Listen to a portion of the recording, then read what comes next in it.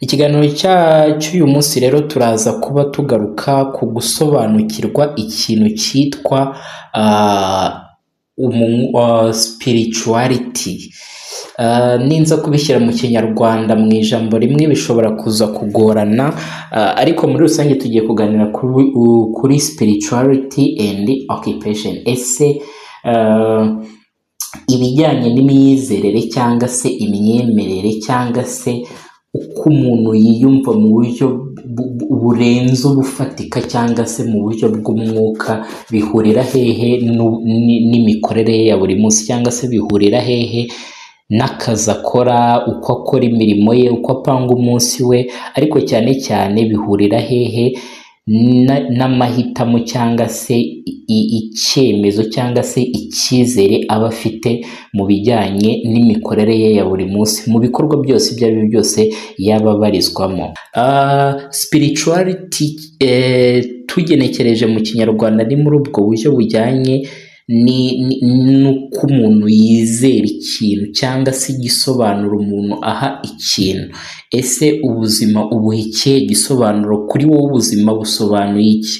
Ese kuba uri umunyeshuri, kuba uri umuganga, kuba uri umuhanzi, kuba uri umucuruzi, uri umwarimu, ese bisobanuye iki kuri wowe iyo wihuje nawe wowe ubwawe? Bifite igisobanuro ki? Meaning and purpose bifite igisobanuro ki ku buzima bwawe cyangwa se ku buzima bw'abandi bagukikije, ndetse noneho no ku buzima cyangwa se ubihuza gute n'imbaraga wemera zidasanzwe? Ese ubihuza gute n'Imana? Nimba wemera Imana, ese ubihuza gute n'imbaraga zidasanzwe? Wenda hari abizera ko imbaraga zidasanzwe ari imbaraga z'isanzure, hari abizera yuko imbaraga zidasanzwe ari ubushobozi buhambaye umuntu ashobora kugera ku kigero cya nyuma, hari n'ababyizera gutyo. Ariko muri make spirituality ni uburyo umuntu yihuza nawe cyangwa se yiganiriza, akumva imbaraga zidasanzwe zimurimo cyangwa se ubushobozi runaka bumurimo, uburyo nyine yihuza n'icyo kintu. Noneho bikaba nanone n'uburyo umuntu yihuza n'abo bari kumwe. Ese abantu muri kumwe mufitanye mwuka ki? Mufitanye mwuka ki muri famiye, mu kazi, ku ishuri? Abantu muri kumwe uhuza nabo gute mu buryo bw'umwuka cyangwa se mu buryo bw'ibidafatika? Hanyuma noneho ni gute nawe wihuza nyuma y'abo bantu, ndetse no kwihuza nawe ubwawe? Noneho ni gute wihuza noneho n'imbaraga zidasanzwe? Reka tuzite imbaraga zidasanzwe. Zishobora kuba ari imbaraga z'Imana, zishobora kuba ari imbaraga z'imyemerere runaka. Ibyo bintu ubihuza gute? Bivuze ngo umuntu, igice cy'umuntu cy'uburyo budafatika cyangwa se spiritual part of a person kiba kigizwe nawe ubwawe, uko wiyumva, uko wumva abandi, n'uburyo noneho wihuza n'izo mbaraga zidasanzwe, harimo Imana ndetse n'iyindi myemerere igiye itandukanye. Ibyo bintu rero bihuzwa bite? Icyo nicyo cyitwa rero spirituality. Rero uko biri kose murumva yuko bishobora kugira ukuntu, nta nubwo ari bishobora, ahubwo bifite ukuntu bihura cyangwa se bihuzwa n'ibyo dukora mu buzima bwa buri munsi. Hariho umuntu udashobora gukora ku munsi wa gatanu. Kubera iki? Kubera spiritual being ye, cyangwa se uburyo we udafatika mu buryo bw'umwuka yizerera muri icyo kintu cy'uko ku wa gatanu ku masaha runaka yo ku mugoroba atagomba kugira ikintu runaka akora mu rwego rwo kubahiriza uko yiyumva. Nimba yemera iyo myemerere, uko nguko abihuza, ni muri ubwo buryo bugenda buhura. Hari spiritual being y'umuntu, cyangwa se hari igice cy'umuntu kidafatika mu buryo bw'umwuka, cyizera ko hari ibinyobwa runaka cyangwa se akazi runaka cyangwa se ibiribwa runaka bitagomba kugera mu mwanya we cyangwa se mu buzima bwe.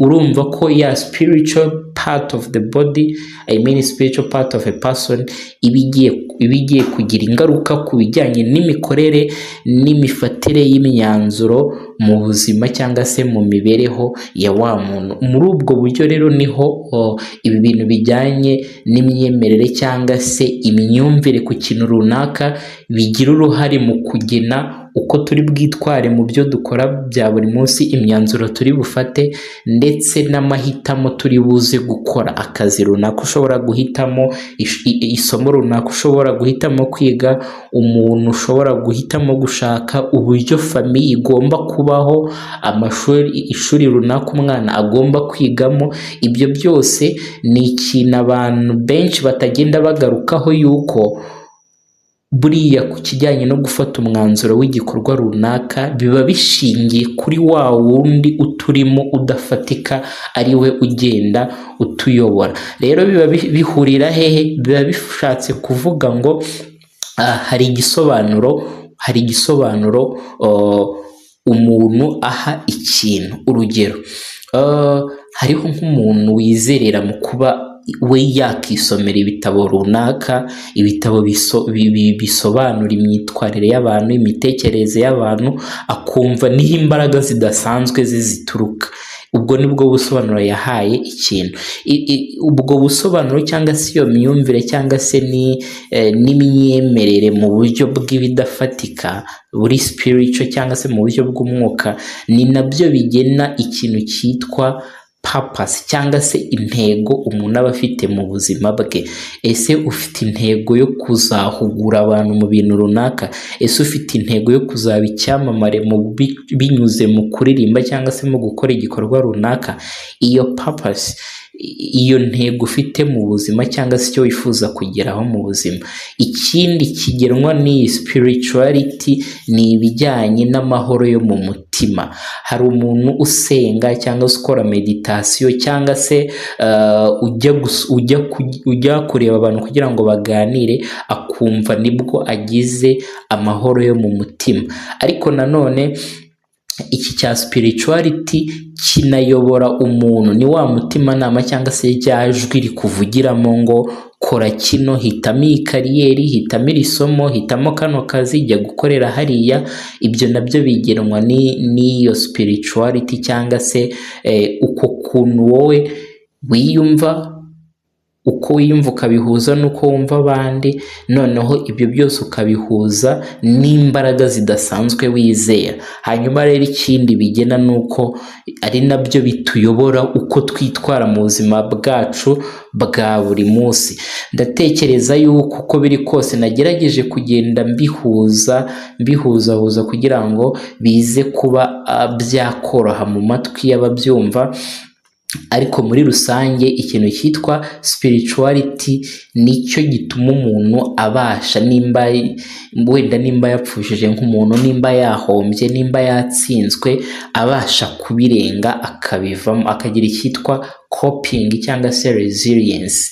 Ikindi nanone byubaka mu muntu ni ibijyanye no kugira amahitamo y'ikintu runaka ushobora gukora. Ni akazi se, ni isomo runaka, ni umugore washaka cyangwa se umugabo washaka, ni uburyo mu rugo rwawe ibintu bigomba kuba bigenda, cyangwa se family functioning, uko mu muryango mugomba kubaho, ndetse noneho n'uburyo witwara mu kazi, imyanzuro ufata n'imyemerere yawe mu kazi. Ibyo byose nabyo bigahuzwa. Rero iyo kino gice cy'umuntu utafatika kititaweho, niho hahandi umuntu yumva nta cyizere cy'ejo hazaza afite, yumva nta n'impamvu abereyeho, akumva ariho biri aho ngaho nta mumaro, akumva ko nta mumaro we kuri iyi si.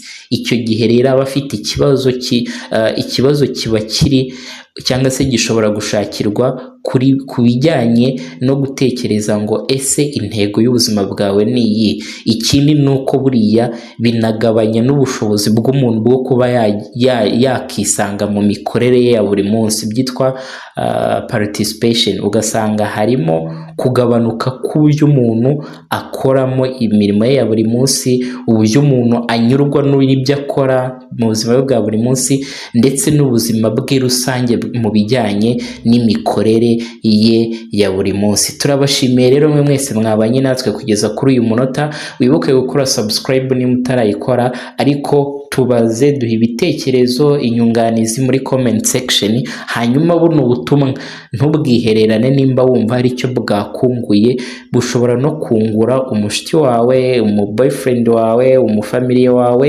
ndetse n'abandi bose utekereza ko bashobora kunyurwa n'iki kiganiro. Ibiganiro byacu hano kuri Easy Life Talk nakagaruka. Ciao ciao.